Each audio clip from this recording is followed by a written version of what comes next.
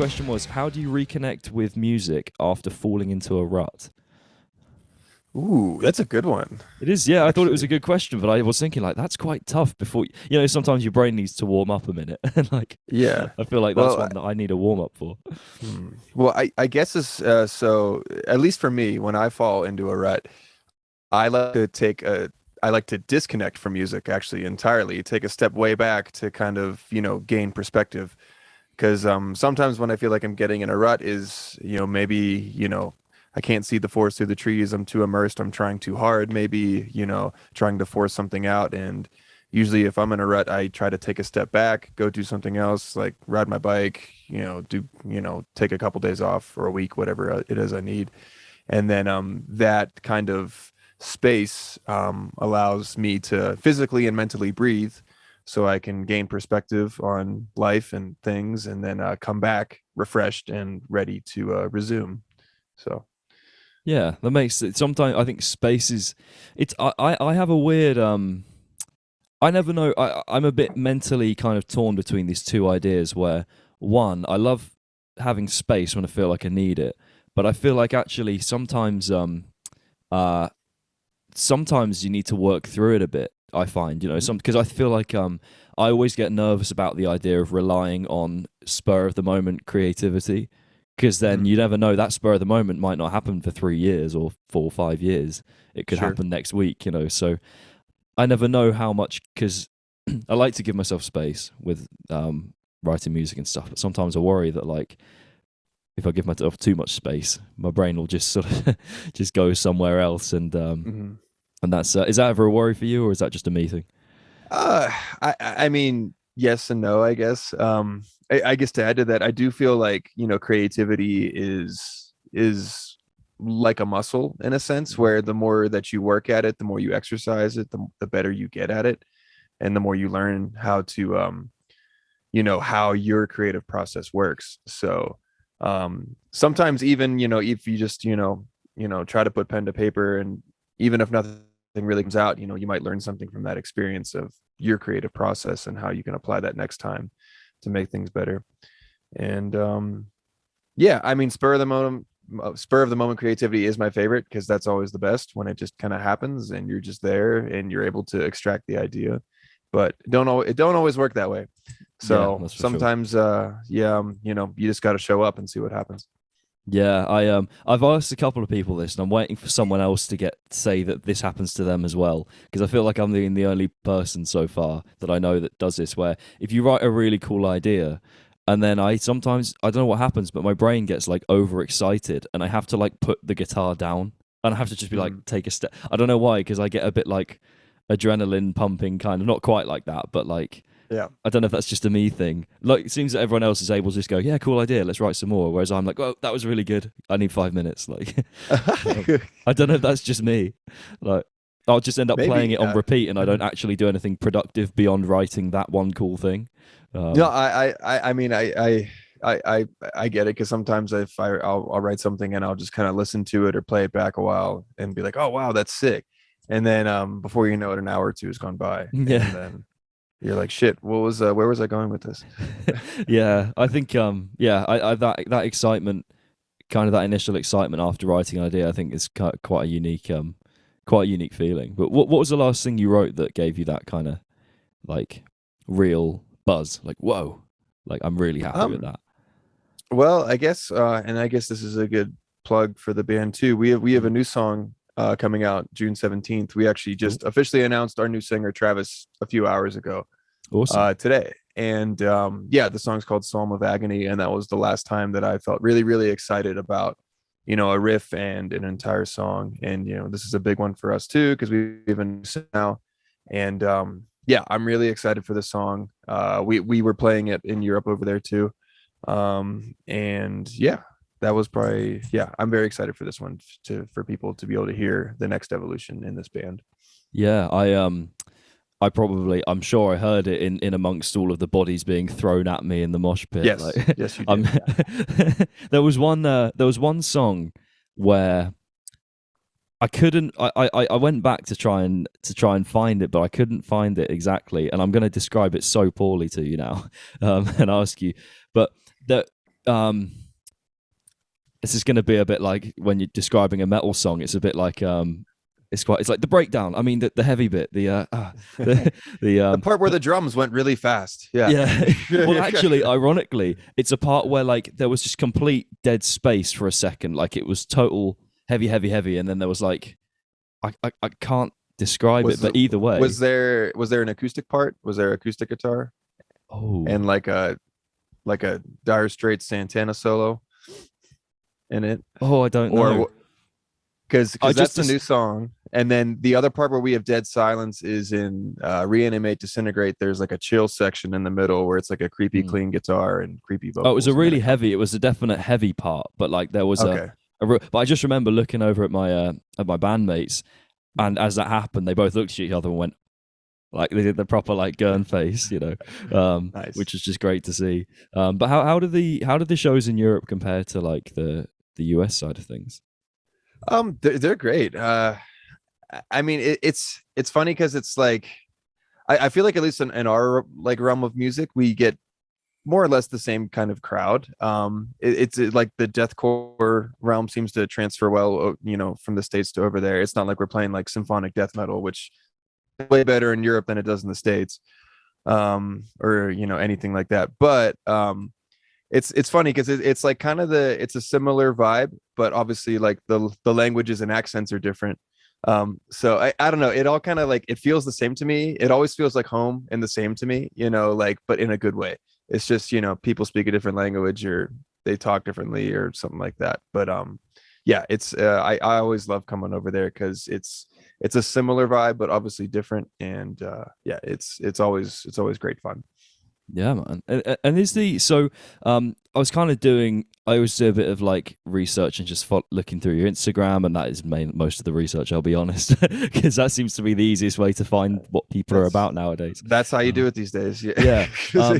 So I was kind of looking through trying to find out a bit about your life beyond sort of music. Obviously music's a big part of it.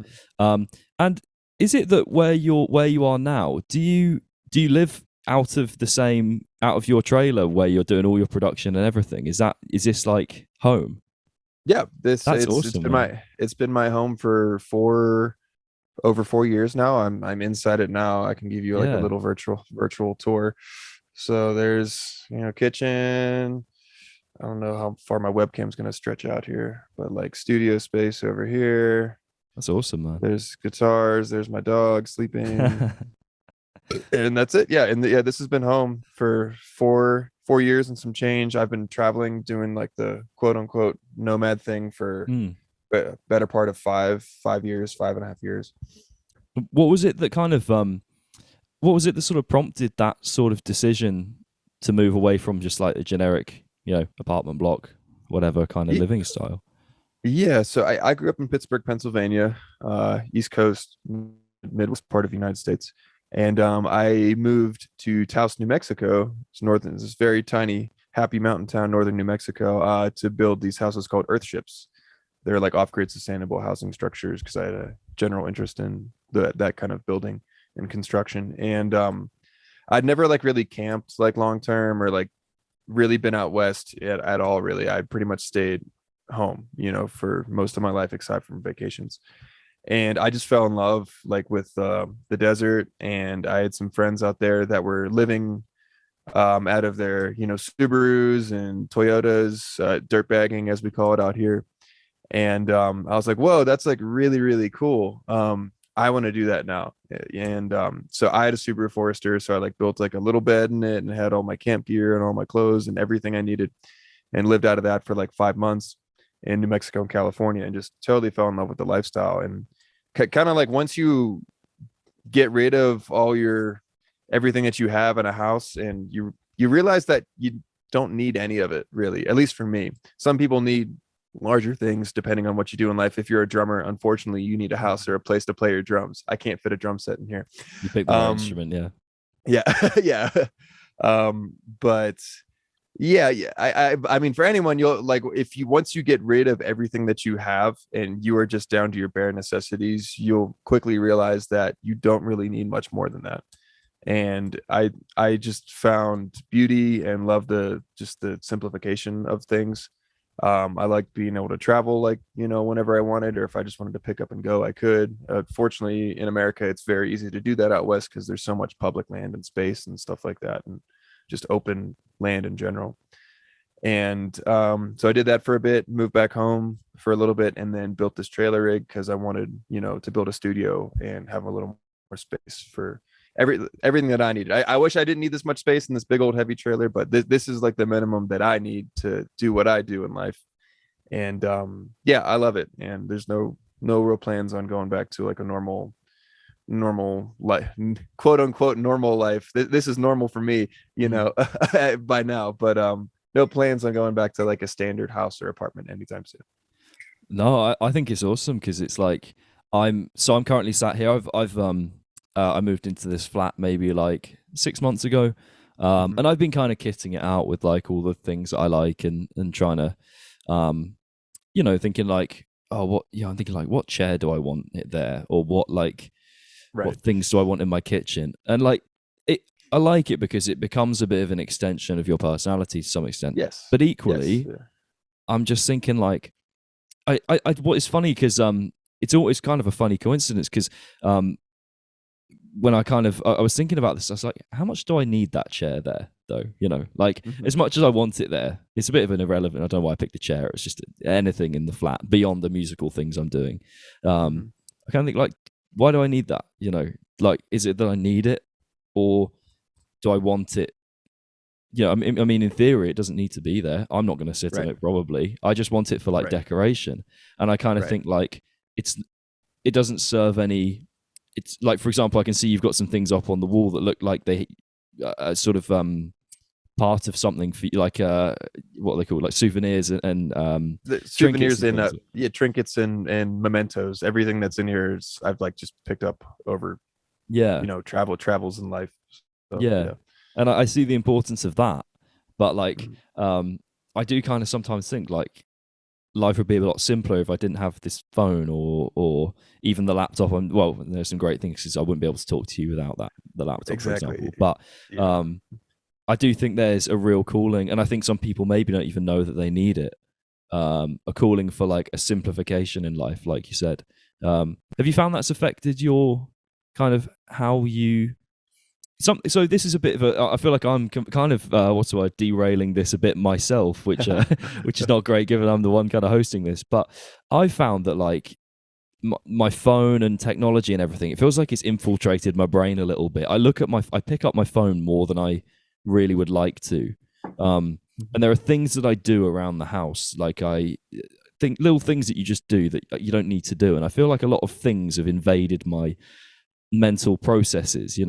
Have you found that they've changed sort of the way you process things and the way you write music, for example? Has that changed in the time that you've moved away from conventional kind of living? As far as like how like my creative process works and my workflow and life flow, whatever you want to call it, I can't say it's like drastically changed too much because so people say, you've got the life, you can do whatever you want, you can hang out here, you can go there, if only I could do that, or I guess my point is people say, if I was there I could do this, if A then B, and I don't like that because that implies that your happiness is a destination, and I don't like that. Because that means that, I have to go here or buy this or do this so I can live my life. And that doesn't make any sense to me, because happiness and fulfillment in your life is always inside you at the end of the day for everyone. So I guess as far as that goes, it's, creative process, because when I was 18, 19, 20, I was working full-time job, 2 jobs, and I was still writing songs. Now I arguably have more time because living this way I don't have to work as much to pay bills and all that stuff, but I still write the gist amount that's probably the same as I did when I was 18, 19, 20, honestly. And I guess to segue to your point with phones, is like it's very much a catch-22 because as much as phones and laptops enable us to do things like we're doing right now, and learn things faster and connect with people, they're also like a very big distraction on us too. Like I've noticed my attention span for things has gone drastically down, you know, as to like pre-phone era. Like I used to be able to like sit down and read a book in a week or two, and now I can like barely get through a chapter without my mind wandering, because we're so distracted all the time, and we get instant dopamine fixes by flipping through stuff and whatnot.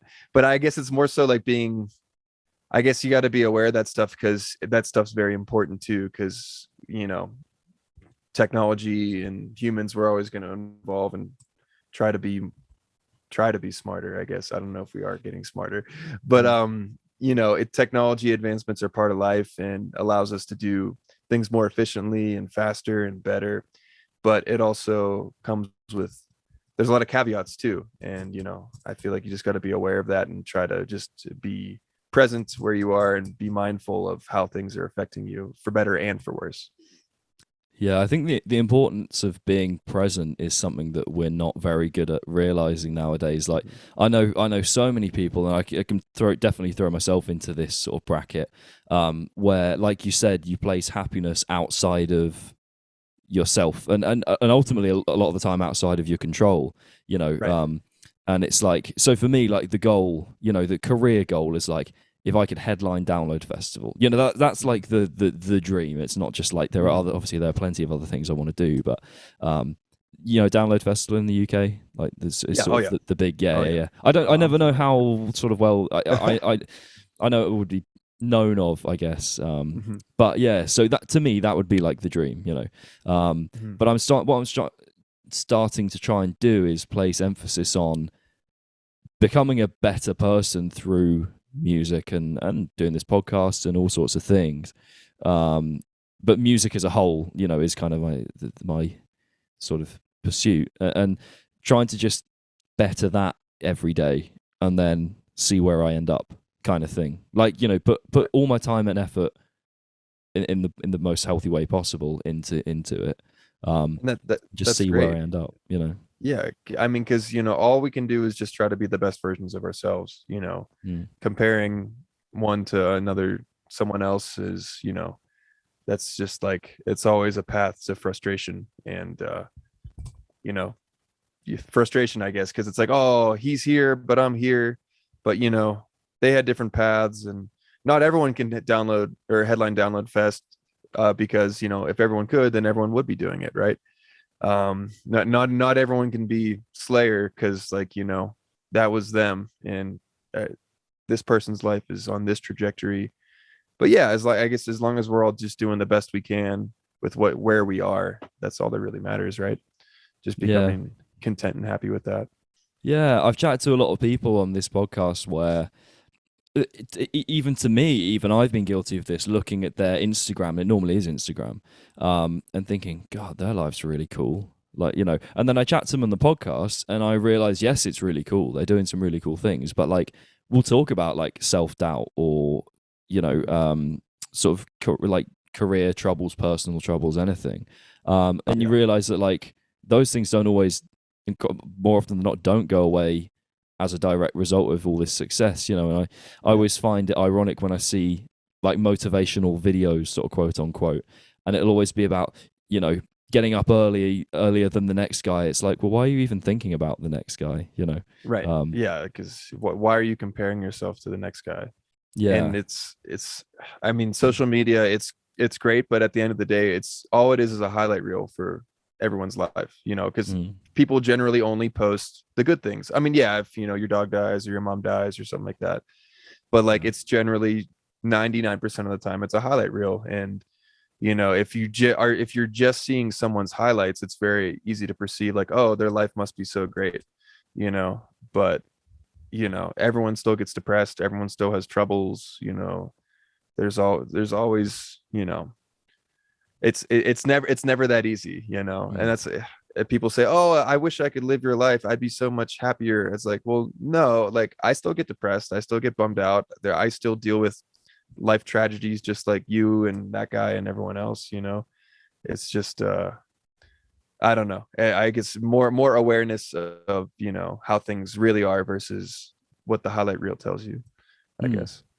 So the because I'm still kind of fascinated by your lifestyle. I think it's such an awesome step towards, like you said, this simplification. It's kind of I'm probably just going to be asking loads of questions about this now. I find it. I think it's really awesome. Like on awesome, that kind of just makes it sound like, yeah, that's really cool. I mean, I think it's very. I think it's really admirable because it's quite. I think for most people, a step away from anything conventional can be quite scary. You know, like I kind of stepped away from doing like business, not like music business, as a degree to go and do music, and that was quite a scary jump. But in my head, that's not as scary as moving away from like just a flat that's in the same place every day, you know. Right. And is that something that I kind of surmised from? So I looked at, I saw you kind of into your biking as well. That's another thing that you're kind of into, right? It seems that like, again, I make these sort of assumptions and I want to see what you think of them. But it seems like you like to kind of escape from the hustle and bustle and the kind of the what's the word? The kind of, I guess the busyness and the constant sort of pressure of you know, quote unquote, the real world. That makes it sound like you're just running away. I don't mean that at all. I mean it in the sense that, like, I suppose, getting away from the bullshit, basically. That's the kind of how I saw these sort of things, you know, like things like biking. It's very much, it's outdoors, it's away from things, it's like clear headspace kind of opportunity. And I got the impression maybe that's something that you search for, that kind of, that headspace. Is that anywhere close to correct? Or definitely on those lines. And I mean, I'm not a city person anymore. I grew up in, you know, suburban Pittsburgh, lived in the city for a good portion of my life as well.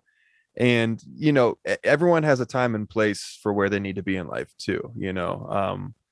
At one point in time, I was supposed to be in the city and I loved it and I enjoyed it. And then that time came to an end and I discovered this life and I was like, wow, you know, I like quiet. I like, you know, clean air. I like, you know, being able to just let my dog go outside and do whatever. And like, I like peace and quiet at this point in my life, you know. So I've gravitated to the more rural areas of the states. And right now I'm in Del Norte, Colorado, which is middle of nowhere, Colorado, South Central Colorado. It's a little town of 1,500 people. I'm parked at my buddy's house, one of my best friends from back home, who also ended up out here. And I just love the peace and quiet of things and how things slow down once you get outside of the city. That being said, the city is great for certain things and certain people at certain points in their lives. The city has everything that you need, you know, usually within like a short walk, or if you're in a big city, then you don't need a car, you know, so you don't have to pay for vehicle expenses and fuel, and you can just take the train or walk or bikes anywhere, which is really nice. That's the thing I do like about European cities too, is they're all, you know, because they're older cities, everything's built around like walking and biking more so, like in a city, and like public transport more so than taking a car. That is a caveat about living out in the country, is like you got to drive 30 minutes to get anywhere, you know, and with fuel prices these days, it sucks. Oh, good. So, but once you're out here, you know, you don't really have to go anywhere. So that's nice too. But for me at this point in my life, that's what I like. Someone else in a different point of life, you know, the city may be what they need. But for me, I like the clean air and open space, and I like being able to go to bed at night and not hearing cars and sirens and people yelling and smelly things and smelling piss on every corner. So it's and speaking of, how did you find Birmingham? I liked it. You know, I like all this, like touring is enough city time for me, you know, like whenever I'm on tour for a month or two, however long we're out, like I get my fill and my fix of the city, you know. Well, you get every city. Yeah. And like the thing I do, I guess, is like being able to go to is eating like lots of different restaurants and stuff like that. That's probably like the one thing I miss, and obviously the convenience of having everything so close. Yeah, but, I think what you said about European cities, there's something European cities are distinctly different from like British cities. Sure. I find anyway, and maybe that's just because I'm from England, and they all seem different. I don't know, because everyone in England, never bothers to learn anything other than English. So like the moment you're not in the UK, it's like a whole other. I was about to say like it's a whole other country, but it is a whole other country. It is. But like we just if they don't understand, you just shout it louder in English and hope they understand. That's kind of the thing. Right. But one city, I'll assume you went there as part of the tour, that I really loved when I went there was Vienna. Oh, yes. Yeah. It was just architecturally, it's such an amazing place, but it was so clean as well, and it felt more like you're saying like these old towns. I just see the dog nose just popped into the corner. Oh yeah, there. Yeah. There's something about that. That's a sort of city that I think I could really gel with. Where yes, you're in a city, but like you don't feel like there's not the high rises, or that there are, but like it doesn't feel like this sort of like it's all leaning over you. Right. It feels very organic, and I really Prague was another one I thought that was like that. I love Vienna and Prague. Amsterdam is another one of my favorite cities too. I love the Netherlands just because like there's bikes everywhere. Like I love how like their cities are like built around biking. Like like everything's built around bike commute, and I think that's great. Well, you can't drive when you're high, so Yeah, exactly. Yeah, but you can bike. That's for sure. There you go. But yeah, and it's just very. The people are nice. It just seems like a nice quality to life. Obviously, you don't really get to know a place until you live there for an extended period of time. I'm sure there'd be things if I lived there that I wouldn't like to. But yeah, I don't know. I just like the vibes of certain places. The UK often kind of feels like here back in the States here too, or certain places like bigger cities like Paris or Berlin kind of feel like certain places, larger cities over here too. But yeah, it's cool to see like how each place kind of has their own vibe. It's always interesting experiencing that. Yeah, I guess because obviously where in the States is geographically a huge place, literally, but you go from one state to the next, and the language is the same, and there obviously will be. I've not been, so I'm kind of talking, just making a lot of assumptions here. But my understanding is the language obviously is the same minus accents. Right. And the culture is going to be pretty similar. Whereas if you go from, say, France to Germany, and then Germany to even to Austria, and then Austria to Italy, somewhere like that, you're not that geographically that far apart. Right. But like the whole other cultures, which I guess must be interesting. But what I was going to kind of ask was what if you had to pick a city to move to. Maybe minus forgetting language barriers, because that's going to make things difficult. What city do you think you pick? Would it be in Europe, or would it be over in the US?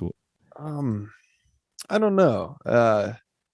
If you had to live like bang on in the middle of the city. So I'll do one in the States and one in Europe. Okay, that's good. To make it fair, because it's two totally different lifestyles. San Diego is my favorite city in the States, hands down. Southern California. I love it there. I mean, obviously the weather, it's like 75 degrees Fahrenheit year round. It's like perfect, but like the vibe down there, it's nice because it's like it has, LA's an hour and a half, 2 hours north, but I don't enjoy LA. It's like there's so many people, it's dirty. The vibe of it is just different. But San Diego is like, it's like chill, young older brother or something like that. I don't know. It's people down there are like nicer. The pace of life is like a little slower. And I did live there in this thing for about 2 months. I just it's very easy to live mobily down there. You can just park at a beach or a park during the day, and then you just go park on a side street to sleep at night and wash, rinse, repeat, and live there for free versus paying a stupid amount of money for a house down there. Because that's the thing about living down there, is it's dumb expensive. That's the one thing I have heard, is that part of the world is very expensive. Because I always think, because in the UK here we get the sky color is grey most of the time. Like, I don't know if you noticed. I noticed. Yeah. And it, like, we got a few sunny days when we were over there, though. It was nice. We got a few sunny days. It was. But even the tone of your voice there, you know that's a surprise. Like, yes, yeah, I was surprised. Yeah. Yeah. So like, I do genuinely think it might, because the thing I've heard is that the British temperament, versus sort of the American. This is a bit stereotypical, but like the thing I've been made to understand is that in the US there's this general vibe of like if someone else succeeds, that's a good thing. Like that's whereas in the UK there seems to be more of this. If someone else succeeds, it's like, oh, well, he didn't deserve that, or there seems to be this much more negative. I don't know if that's something you've experienced at all, but I feel like there's a whole mindset difference. And I really think the weather has something to do with it, if that mindset difference does exist, because it's just so grey over here all the time. Yeah, and that's like, so I, in Pittsburgh, it's nice in the spring, summer, fall, but the winter is 3, 4, 5 months of gray. And once I moved out west to like more desert climates, pretty much anywhere west of Colorado, Denver, west in the United States, it's like sunny pretty much year round, except for the Pacific Northwest where it rains a lot up there too.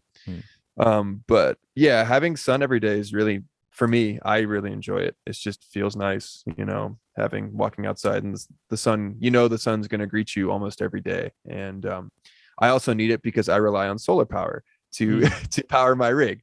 That was a question I was going to ask, actually, is how do you keep everything powered? But yeah, solar panels and lithium batteries, wow, that's it. It's amazing. Yeah, but I guess your mindset thing. Yeah, I mean, I if I'm recalling this information correctly, so the Pacific Northwest, Seattle area, it rains a lot up there, and that's in the lower 48. It rains more there, like cumulatively, than anywhere else in the lower 48 United States. And that place, I think, also has like the highest suicide rate in the country as well.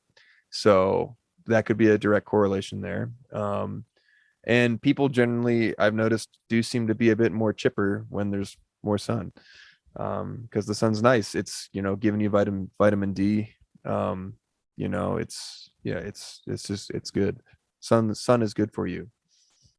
There you go. Message for the podcast. Yeah. I need to. I'm thinking I might start titling these with like a quote, but I feel like that's. And I'm going to end up wanting to pick like the like the least important, most funny ones, and then it will just completely devalue any important conversation we have. But yeah, so for anyone that's sort of listening that feels like they need to get away from their lifestyle in some way, whatever that way may be, what would your advice be for someone maybe that they don't want a total change of lifestyle? I'll pretend I'm asking for a friend as if I'm not asking for me, but don't want a total change of lifestyle. Like they're comfortable, but they want a better headspace and a better kind of, I guess a place that's better for them that will nurture mental health and productivity and all these things. What do you think from your kind of experience, what would your advice be for someone, like a small change you can make or something, or a large change, whatever you think is important? I've put you on the spot here a little bit, but it's all good. So someone that wants to change, but they don't want to so like for example, change their life, like they're not trying to depart from their current life. They just need like a little breath break from something and more perspective. Kind of in the way that you were saying, a lot of people say to you, oh, I wish I had your life, but actually it wouldn't suit a lot of people, right? There'd be a lot of people that they would, of the outside in, looks great, but actually it wouldn't work for them because of how they are as people, Right. So for those people, maybe, what would your advice be, do you think? I would say go do something or go somewhere, live differently for like a solid month. And because like, all right, I don't want to say go on vacation, because like, I feel like taking a week or two holiday is like, that's not really like long enough to like really experience another place or another life or another thing, like a week or two, it's enough time for you to get there, fucking wind down from your current life, relax. And then before you know, it's time to go home. So, and, vacation implies you're visiting somewhere, maybe, you're going to be doing some things, but you're probably going to be spending money and doing stuff and whatnot. But so I guess to apply it to what I do, it's like, just take a month off, plan it, make sure your finances are in order and plan accordingly, and take a solid month and just like rent a camper van and just go do it and just see what happens and see how you like it. Or if you don't want to do this, like, but you've always wanted to, like, I don't know, like live on the Mediterranean or something like that. Go to the south of France and experience life down there for a month or something like that, or a different pace, or like go to, Spain.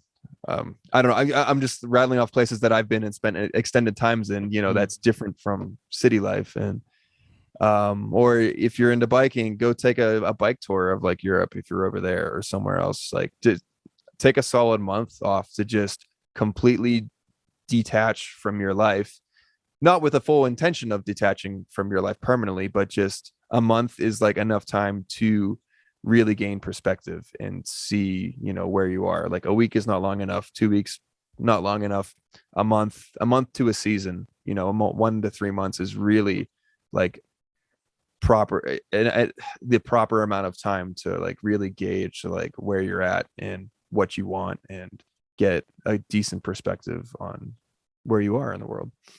Yeah, I think and I think even on a smaller scale, it's just like change something for a month. Don't just change it for a day or two expecting results. Right. It's like exercise, you don't. Correct. Although I wouldn't advocate the sort of chasing the 6-pack kind of type exercise. You're not, if you're trying to do that, you're not going to get it in 2 days' time. You won't even look the slightest bit different, And obviously I advocate being healthy, but I don't think just sort of chasing the physical side, the aesthetic side of things maybe is so healthy. But yeah, I mean, expecting change short term is quite, I don't want to say silly because we're all guilty of it, but maybe not everyone appreciates that sometimes you do need to put some time into changing your lifestyle a little bit. So how do you kind of, it's a bit of a kind of change of pace, I guess.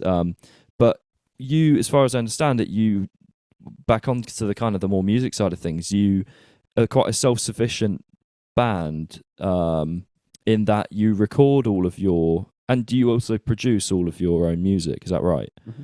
That is so. Correct. And is that as far as engineering, mastering, everything? Mm-hmm. That's really cool. So how do you kind of balance all of these different outlets? Because for me, like, I feel busy enough just doing like 2 things, let alone all of that. How do you kind of mentally and literally balance all that stuff? Well, I guess like those things have just become a part of my life quickly and over a long period of time. It's just become a part of who I am and, what I do. And I value, having free time, like that's why I like being, out here in the country, because I like being able to take a couple hours a day to go ride my bike or go do something or just chill out. And I don't like being crazy busy all the time. I think like the hustle grind culture mentality is kind of toxic to an extent. And but it's it's just because I've always done demos, for when I would write songs, and never really took the time to like put energy to doing it professionally. And when COVID happened, that was what prompted us and me to like take that step and just go for it. And then we did the Foundations of Bones EP, and we were like, wow, we can do this and make a commercially viable release ourselves. And we're fortunate enough to live in a day and age where all you need to make a commercially viable release or music is a laptop and some basic gear in your ears, and time to let, time to learn, as well. Trial and error, messing up, getting better, messing up again, doing it better. And I'm very grateful and fortunate that, my band and now producing has become a part of my life. That's how I sustain myself as well. And it didn't happen overnight. It happened over years and years and years, honestly, until one day or at one time the opportunity kind of came, but that was built up over many years. Yeah, the question I always find interesting, and the one I would worry about if I were in your position is, do you ever worry about missing out on that external opinion on your music, where say you took it to a studio with another producer, where they might say to you, okay, personally I would cut this part, or I would maybe half the length of this, or I'd add another layer, or this, that, and the other. Do you ever worry about missing that, or do you bounce these ideas off of other people? Do you get that other opinion at all? Yeah, I mean, I guess it's not so much a worry anymore because, working with a producer or writing with someone else, it is beneficial because, oftentimes, someone else is going to have a completely different perspective of, your song than you would. And it's, having worked with, producers in the past, when we did Luciferus, we did that with Jason Sukoff. That was the last album that we did with a producer, and that was a very valuable learning experience for all of us, and for me too, getting into production, because I got to see, how he works and how he does his things. Being like, oh, that's how you do that to make it sound like this, and this is the quality level that we need to have for it to be professional, and all these things. So after that, and after self-producing, it's I love working with other people, and it's not that we would never work with someone else. It's just that we kind of felt that we were at the point where we didn't need outside opinions anymore to do what we do. And fortunately now everyone in the band is, very talented musician. Dakota, our bassist, and Travis, our new singer, or guitarist and songwriters as well. So it's good to bounce. It's really nice being able to bounce ideas off multiple songwriters, because they might have an idea for this part of the song, or maybe I'm going too crazy on this part of the song and I need someone to tell me that, so I don't mess up and do too long of a guitar solo or something like that. Never. Yeah. Oh yeah, I'm in that boat too, but I'm a guitarist, or we are guitarists, so we're biased. Yeah, I definitely know that feeling. I've only I actually recently left my band, but I only had one. So we only put, I think we put 6 songs. We only put like an EP out, and then we wrote kind of a few more. I got one guitar Solo, but I allocated myself that, so I'm thinking hopefully I don't overdo these things too much, because if anything, maybe there was room for another one somewhere. Who knows? Yeah. But yeah, what I always kind of think about with production, from a creative perspective, is I always think there are a lot of avenues in music that you can pursue. There's the production, you can pursue the creative songwriting, you could try and be a session musician. There's the whole music business. There's a million things you could, if you want to be in the music industry in some way, there are a lot of things you can pursue. Equally, if you pursue all of them, it's easy to become sort of jack of all trades, master of none, kind of in a negative way, just kind of sort of diluting your kind of your energy, I guess.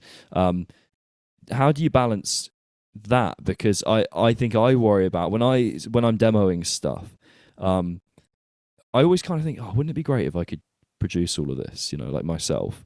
But I think that would take a lot of time to get to a level, a lot of learning, and it would be a positive thing, of course, but I also think I've got to choose where I allocate my time. Sure. Where do you kind of draw that line of like, I want to put my time into these different things?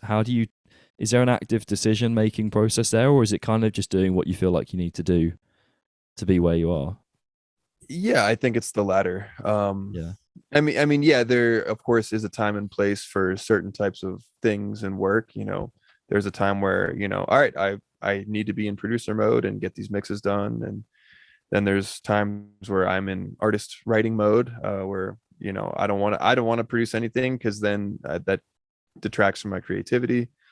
So yeah, I guess it's just going with the flow of, and understanding what I need to be doing now, where I need to be putting the most time and energy into, or maybe I need to be dividing it, at the same time. So yeah, it's all situational dependent, as far as that goes.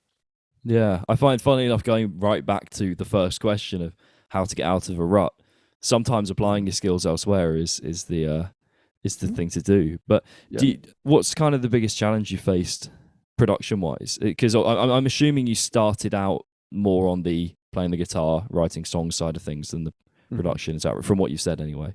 Yes. Yeah. So what was the kind of biggest challenge or sort of change of pace that you found from doing that? I guess just, looking at the song differently, looking at it from a producer's perspective. And I guess that's the other thing that I kind of enjoy about being the songwriter producer, as well, is because I try to look at the song from all those perspectives, not just I don't want to look at a song just from a guitarist perspective, because then I'm just going to be wanking about the whole time. Or you don't want to look at a song from a drummer's perspective, because then it's going to be too drum heavy, or a vocalist, there's going to be too many vocals. So like my whole philosophy with songwriting and producing is just give the song what it wants. Like take a step back, and just be like, what does the song need right now? Is it, is there too much guitar stuff? Do the vocals need to stand out more? And just letting the song do what it needs to do. And what is going to make this, the most enjoyable listening experience for the listener, but also a genuine representation of of your art at the same time. So it's because I at the end of the day, I just want to write good songs. I just want to make good music. I want it to be a reflection of who I am as a person, an artist. But at the same time, I also, I want people to enjoy it too. So it's kind of like a balance between that. Yeah. I think what you're saying about, what you want, fundamentally going back to what you want to do, for trying to get to that sort of place. Something I always find a bit of a conflicting idea is wanting, how do you balance wanting a goal, like a headlining Download Festival or something, with being happy with where you are now? Because obviously I don't think I know anyone that, however sort of zen and happy and self-contained they are, doesn't have any goals, Right. But equally, you could make the argument sort of to the nth degree that having these material kind of goals is kind of conflicting with that. I don't really know where I'm going for a question for that. I just wanted to say that and see what what your take on it was. I think I know what you mean. But it's a weird conflict where you see what I mean, where like you want to achieve something, but like at the same time you don't want to have to want that. right. Yeah, it's like this weird what's the word? I don't have the word for it right now, but dichotomy, yeah. I think it's probably the right word. I think so, yeah. I should probably check the definition of that, but that sounds right. But I mean, I guess we all need something to strive for and to shoot for, right? Or else why are we living? If we were just existing, like a tree, then but we're not trees. We don't stay in one spot in the ground and photosynthesize all day.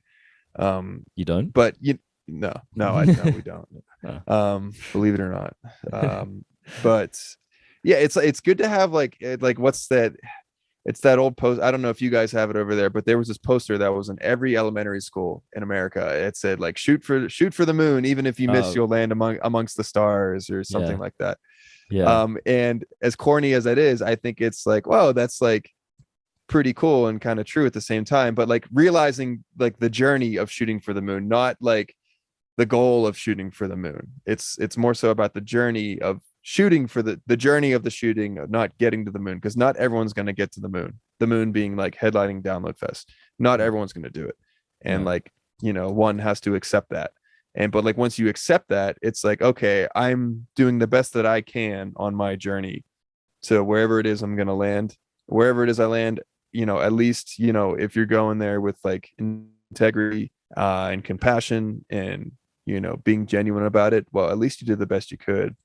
And like, I'm not like, earlier I said, like, I feel like the whole hustle grind mentality, that's, capitalistic grind, whatever culture these days, I think it's very toxic, because it's like, oh, I got to work harder. I got to grind harder. I have to like sleep less and fucking do all this to like, because I got to be better than the next guy. I got to be better. I have to be better. It's me. It's all about me. And it's like, no, it's not. And it's like, you're going to burn yourself out. But at the same time, like, I'm not advocating working hard, because, working hard is, if you want to get somewhere, you have to sacrifice things, and you have to sacrifice hours of sleep and do things. But I feel like once you find your path in life, those sacrifices, it's not so much like a sacrifice. It's like you're just doing that because that's your life, and that's what you're supposed to be doing. and you're aware that you're on that path of getting there, not like forcing yourself out of bed 3 hours early and eating 0 carbs and fucking making more money and doing all this. And it's like, it's not about that. It's about, just doing the best with where you are. And at the same time, I'm not advocating laziness either. That doesn't mean like, oh, I'll just stay in bed all day because that's my path in life. I'm just here where I am. It's like, no, you can't be a lazy bum, but it's just, I feel like it's more of just living your life with integrity and being genuine, and with where you are is like what is where it's at, not so much like grinding and hustling and all that shit, even though the grind and the hustle is part of that process at the same time. Is that another dichotomy? I don't know.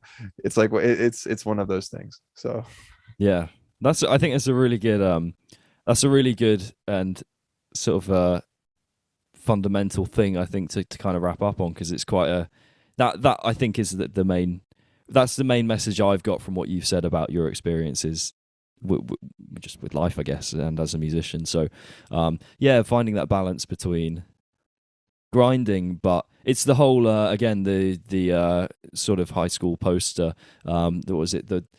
something like those with a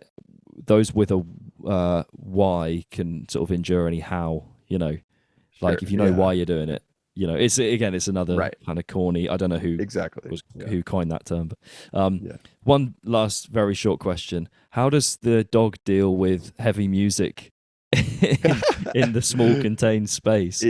He's got to listen to me playing and listening to the same shit all day. It's pretty funny because I think it's like certain low frequencies he doesn't like, but it seems to be parts of songs that I've had to play and produce multiple times because he's just sleeping there, laying there, listening to it all.